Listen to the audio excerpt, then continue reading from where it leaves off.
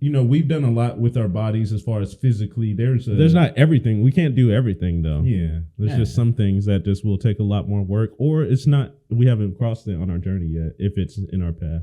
Right. So I want to talk about weightlifting because as of right now, I don't lift a lot of weights. I don't lift weights either. I don't really. Not at the moment. I want to get back to it. Right. I was looking pretty good. I saw. Right now I'm at 185. About this maybe thing. A little bit lower. So I saw a video of me when I was 195. I was like, oh my God, look at who's this dude. I was like, right. I got a picture of me standing next to Michael Jai White. I'm looking like, bro, what was I doing? I need to work out.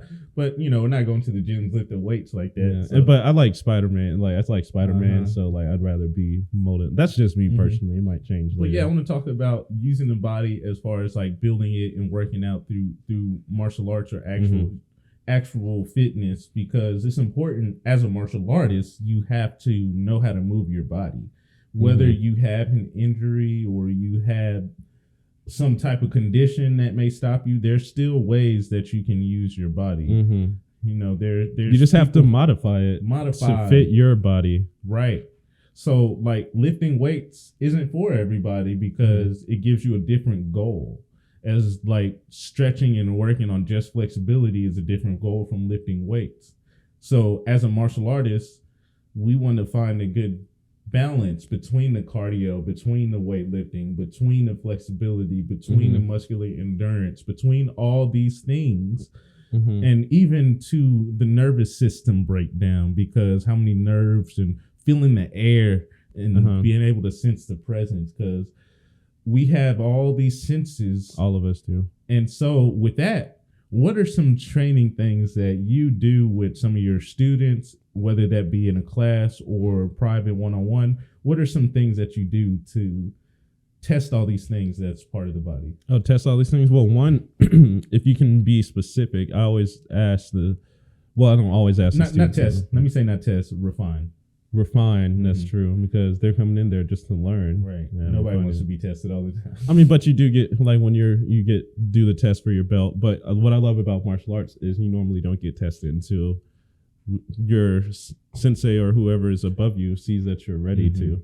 So and they're going to tell you you're going to get tested. And you can think maybe that's what God does to us. Tested too. Does God do that for us?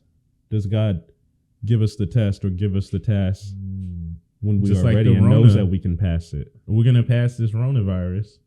We need all y'all's help. So to stop passing it around and help us get past it. And help us all get healthy. So back to those drills or whatever it is that you do to refine the body, mind, senses, all those things. So one of the easiest ways to start off is not even think of the mind first. Just think about, okay, I need to get my body moving. So do some jumping jacks, do some warm-ups. There's always some kind of warm-up to get ready for it. And always at least get to the point where you break a sweat. It doesn't have to be a whole lot, but if you're breaking a sweat, that's your body saying, hey, I'm prepped and primed to do activity.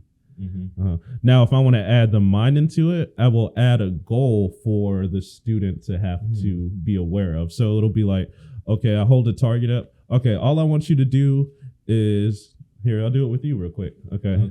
So for you people listening to the audio, if you follow us on YouTube and other platforms, you can see us. We're about to do something physical. Real easy. It's not hard. We got a small amount of space. Okay, so touch. All I want you to know, don't punch. Just high five my hand. Just high five. Good. Ready? High five it.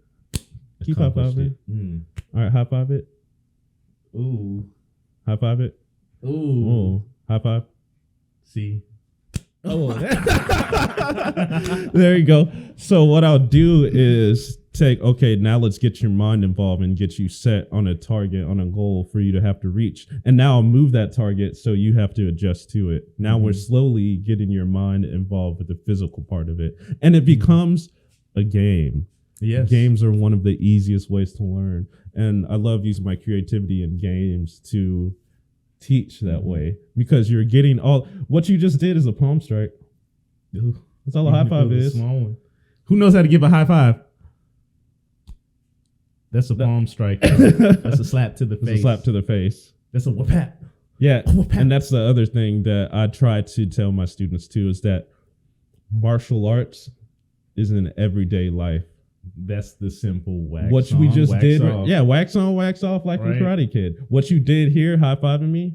How do we open doors without the handle when we go through Boom. something? Well, through Rona, I either go boom with the or elbow, better be an automatic or with the door. knee. They're in everyday life, Mhm. just like in Karate Kid. Martial arts moves are there. In fact, there's this one wrist lock. Put your hand up. Do you mind if I put you in a wrist lock? Mhm. So if you can't see this, make sure you go to our YouTube channel. Are we putting it anywhere else or just YouTube? The visuals will be on YouTube. So there's this wrist lock. I'm gonna do it from the side here. That's like this. Boom. Ooh. Well, how'd that feel? You might pop something.